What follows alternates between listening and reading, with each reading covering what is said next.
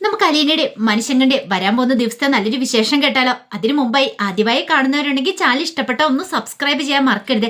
Video ഇഷ്ടപ്പെടുവാണെങ്കിൽ like ചെയ്യാനും നിങ്ങളുടെ വിലയേറിയ അഭിപ്രായങ്ങളൊക്കെ രേഖപ്പെടുത്താനും മറക്കരുത് കേട്ടോ. നമുക്ക് നേരെ നമ്മുടെ വിശേഷത്തിലേക്ക് പോയാലോ. അങ്ങനെ നമ്മൾ കാണുന്ന വൈജിക്കിട്ട് നല്ല 8ന്റെ പണി തന്നെയാണ് കിട്ടുന്നത്. വൈജി ഒരിക്കലും പ്രതീക്ഷിച്ച കാര്യങ്ങളൊന്നും ആയിരുന്നില്ല ശിവശങ്കരൻ പറയണത്. കാരണം വൈജയുടെ വിചാരം അലീനയെ പെട്ടെന്ന് തന്നെ വീട്ടിൽ നിന്ന് ഇറക്കി വിടാം എന്നൊക്കെ ചിന്തിച്ചോണ്ടാണ് കൊല്ലപ്പള്ളി വീട്ടിലേക്ക് ചെന്ന്. അവിടെ ചെന്ന് കഴിഞ്ഞപ്പോഴാണ് ശിവശങ്കരൻ ആ കാര്യങ്ങളൊക്കെ പറയണേ. അലീനയെ വിളിച്ചോണ്ട് വന്ന ബാലേന്ദ്രനും മനുവും കൂടെ കൂടിയിട്ടല്ലേ. പക്ഷെ അതിനു മുമ്പ് ചില കാര്യങ്ങളൊക്കെ നടന്നായിരുന്നു. അതിനെക്കുറിച്ച് നിനക്ക് വല്ല ബോധം ഉണ്ടോ എന്നൊക്കെ ചോദിക്കണം. അപ്പോഴേക്കും വൈജയന്തി ചോദിച്ചു, എന്ത്? അല്ല, കൊല്ലപ്പള്ളി വീട്ടില് നിന്റെ അച്ഛനെ കാണാനായിട്ട്, അതായത് നമ്മുടെ രണ്ടുപേരുടെ അച്ഛനെ കാണാനായിട്ട് ബ്രിജിത്താമ്മ എന്ന് പറയുന്ന ഒരു സ്ത്രീ വന്നിട്ടുണ്ടായിരുന്നു. അലീനയുടെ വളർത്തമ്മ, ഓർഫനേജിലെ ആ സ്ത്രീ. അതിനെക്കുറിച്ച് നിനക്ക് അറിയില്ലെന്ന് ചോദിക്കാം. അതിനെക്കുറിച്ച് ഞാൻ പറഞ്ഞു കേട്ടിട്ടുണ്ട്. അവരെന്തിനാ വന്നേന്ന് ഓർത്തോണ്ടായിരിക്കണേ. അവര് അച്ഛനെ കണ്ടു. അച്ഛനെ കണ്ടിട്ട് വെറുതെ പോവല്ല ചെയ്തേ. അച്ഛനോട് ചില കാര്യങ്ങളൊക്കെ പറഞ്ഞിട്ടുണ്ടായിരുന്നു. അത് പ്രകാരമാണ് മനുവും ബാലേന്ദ്രനും പോയി അലീനയെ കൂട്ടിക്കൊണ്ട് വന്നേന്ന് പറയണം. അല്ല, എന്തായിരിക്കും പോയി പറഞ്ഞിരിക്കുന്നേ? അതല്ലേ പറയാൻ വേണ്ടി വരുന്നേ. നമ്മളെല്ലാവരും ഇത്രയും നാളെന്താ വിചാരിച്ചുകൊണ്ടിരുന്നേ? അവള് വെറും ഒരു ജോലിക്കാരിയാണ്, ഓർഫനേജിൽ നിന്ന് അമ്മയെ നോക്കാൻ വേണ്ടി വന്നാന്നൊക്കെയല്ലേ വിചാരിച്ചുകൊണ്ടിരുന്നേ. പക്ഷെ അതൊന്നും അല്ല സത്യാവസ്ഥ. ഞാൻ അപ്പോഴേ കമലയോട് പറഞ്ഞു, ഇതിനകത്ത് എന്തോ ഒരു പന്തികേടുണ്ടല്ലോ. അവളും ബാലേന്ദ്രനും തമ്മിൽ എന്തെങ്കിലും ഒരു ബന്ധം കാണുമെന്ന്. ഇപ്പോഴല്ലേ അതിന്റെ സത്യാവസ്ഥയൊക്കെ ബോധ്യപ്പെട്ടെ. എന്താ ശിവേട്ട ഇങ്ങനെ വളച്ചു കെട്ടാതെ കാര്യം പറ. എനിക്ക് ആകെപ്പാടെ ഭ്രാന്ത് എടുക്കുന്ന പോലെ തോന്നുന്നുണ്ട്. എല്ലാരും കൂടെ ഇങ്ങനെ എന്നെ ആകെപ്പാടെ തീന്മേൽ നിർത്തിയിരിക്കുക. അതെ, വേറൊന്നുമല്ല.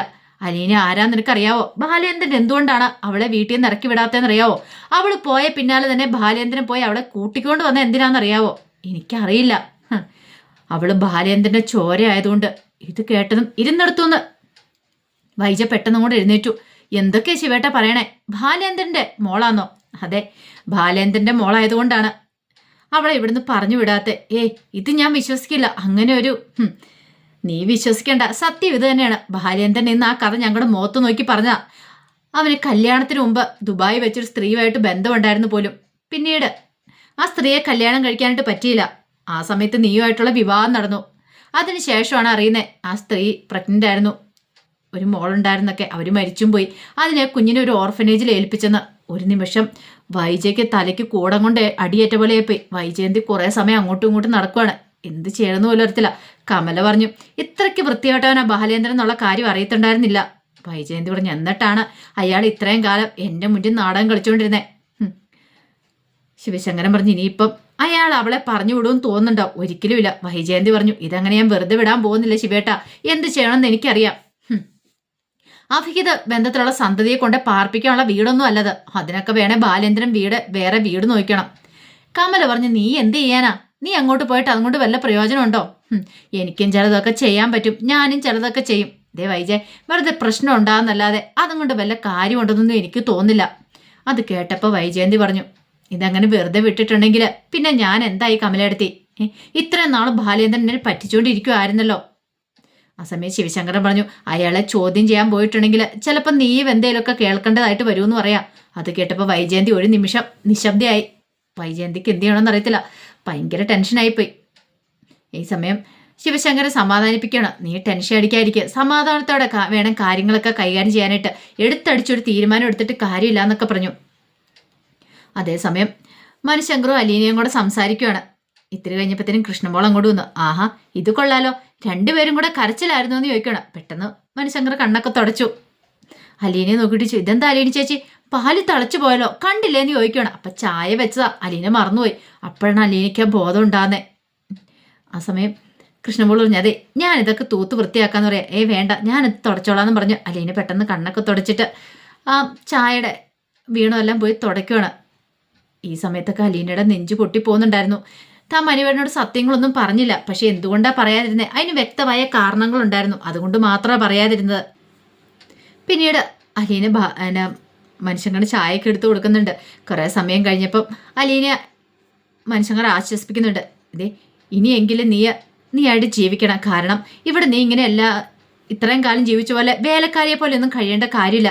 നീ വൈജയന്തി ആൻറ്റിയുടെ മോളാണ്, ആ ഒരു ചിന്ത ഓർമ്മ നിനക്ക് വേണമെന്നൊക്കെ പറഞ്ഞു. അത് കേട്ടപ്പോൾ അലീന പറഞ്ഞു, അതൊന്നും ശരിയാകത്തില്ല മനുവേട്ട, ഞാൻ ഇങ്ങോട്ടൊരു ജോലിക്കാരിയെ പോലെ തന്നെ തുടർന്നോളാം, എനിക്കതിനാ താല്പര്യം. എന്തിനാ അലീന നീ ഇങ്ങനെ വാശി പിടിക്കണേ? എനിക്കത് മതി, അതിൽ കൂടുതൽ ഞാൻ പ്രതീക്ഷിക്കുന്നില്ല. പിന്നെ എന്നെ അച്ഛൻ സ്നേഹിക്കുന്നുണ്ടല്ലോ, എനിക്ക് ആ സ്നേഹം മതി. ഒരുപക്ഷെ അമ്മ ഇതൊക്കെ അറിഞ്ഞിട്ടുണ്ടെങ്കിൽ എങ്ങനെയാവുമെന്ന് അറിയത്തില്ല. അമ്മ ചിലപ്പോൾ ജീവിച്ചിരിക്കുമെന്ന് പോലും പറയത്തില്ല, ഞാൻ കാരണം ഇനി ഒരു പ്രശ്നം ഉണ്ടായിക്കൂടാ എന്നൊക്കെ പറഞ്ഞു. കുറേ സമയം കൂടെ അലീനെ ആശ്വസിപ്പിച്ചിട്ടാണ് മനുശങ്കർ പോരുന്ന സമയത്ത് മനുശങ്കർ പറഞ്ഞു, എന്ത് വിഷമമുണ്ടെങ്കിലും നീ എന്നെ വിളിച്ചു പറയാൻ മടിക്കരുതെന്നൊക്കെ പറഞ്ഞു. ഇത്തിരി കഴിഞ്ഞപ്പോൾ ബാലേന്ദ്രനുള്ള ചായയായിട്ട് അലീന മുറിയിലേക്ക് ചെല്ലുവാണ്. ചെന്നിപ്പോൾ ബാലേന്ദ്രൻ ഇങ്ങനെ ആലോചിച്ചുകൊണ്ടിരിക്കുക, ആകെപ്പാടെ ടെൻഷനായിരുന്നു. ആ സമയം അലീന ചോദിച്ചു, എന്താ അച്ഛാ, അച്ഛൻ എന്ത് പറ്റി? അച്ഛൻ്റെ മുഖമൊക്കെ വല്ലായിരിക്കുന്നുണ്ടല്ലോ. ഒന്നുമില്ലാന്ന് പറഞ്ഞു. എനിക്കറിയാം അച്ഛൻ്റെ മനസ്സിൽ എന്തോ ഒരു വിഷമമുണ്ടെന്ന് എനിക്കറിയാമെന്ന് പറയണം. അത് കേട്ടപ്പം ബാലേന്ദ്രൻ പറഞ്ഞു, വിഷമമൊന്നുമില്ല, നീ ചായ വെച്ചിട്ട് പൊയ്ക്കോളാൻ പറയാണ്.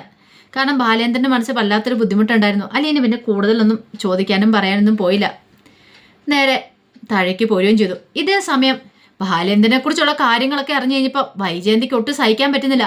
വൈജയന്തി എന്ത് ചെയ്തു? നേരെ മുത്തശ്ശിയുടെ മുറിയിലേക്ക് എല്ലുവാണ്. സൗദാമിനി അമ്മയുടെ മുറിയിലേക്ക് ചെന്നു. അങ്ങനെ ചെന്നിട്ട് സൗദാമിനി അമ്മയോട് പറഞ്ഞു, ഇപ്പം സമാധാനമായല്ലോ, ബാലേന്ദ്രൻ നല്ലവനാണ്, അങ്ങനെ ഇങ്ങനെയെന്നൊക്കെ പറഞ്ഞിട്ട് ഇപ്പം കണ്ടില്ലേ ബാലേന്ദ്രൻ്റെ മോളാണ് അലീനയെന്ന്. അല്ല, അമ്മ ഇത് അറിഞ്ഞു കാണുമല്ലോ അല്ലേ? അത് കേട്ടപ്പോൾ സൗദാമിനി അമ്മ പറഞ്ഞു, ഇവിടെ ശിവശങ്കരനൊക്കെയാണ് പറയുന്നത് കേട്ടു, എനിക്കറിയില്ല വൈജയ് എങ്ങനെ ഇങ്ങനെയൊക്കെ ആയെന്ന്, ഞാനിങ്ങനെ ഒരിക്കലും അവനെക്കുറിച്ച് പ്രതീക്ഷിച്ചിട്ടില്ല എന്ന് പറയണം. ഇത് കേട്ടപ്പോൾ വൈജയന്തി പറഞ്ഞു, അമ്മയ്ക്ക് ബാലേന്ദ്രനെ കുറിച്ച് പറയുമ്പോൾ 100 നാവായിരുന്നല്ലോ, ഇപ്പം സന്തോഷം സമാധാനമായില്ലേ? അലീനെ അവിടുന്ന് പറഞ്ഞു വിടാത്തതിന് മെയിൻ കാരണം ഇത് തന്നെയായിരുന്നു. സൗദാമിനി മുത്തശ്ശി പറഞ്ഞു, ഇനിയിപ്പോൾ എന്ത് ചെയ്യും മോളെ? ഇനിയിപ്പോൾ എന്ത് ചെയ്യാനാ? ആ ചതിയനോടൊപ്പം പോയി ജീവിക്കാനാണോ നിന്റെ തീരുമാനം? എന്ത് ചെയ്യണമെന്ന് ഞാൻ തീരുമാനിച്ചിട്ടില്ല. ഒന്നെങ്കിൽ അവള് അല്ലെങ്കിൽ ഞാൻ, രണ്ടിലൊരാൾ അവിടെ കാണത്തുള്ളൂ. രണ്ടുപേരും കൂടെ അവിടെ ജീവിക്കില്ല എന്ന് പറയണം.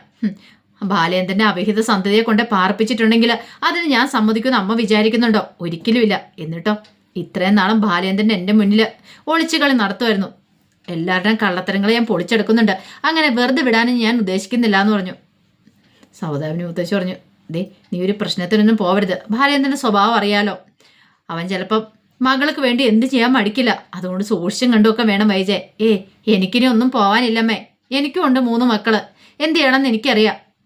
അതൊക്കെ പറഞ്ഞിട്ടാണ് വൈജയന്തി കടപ്പാട്ട് വീട്ടിലേക്ക് പോകുന്നത്.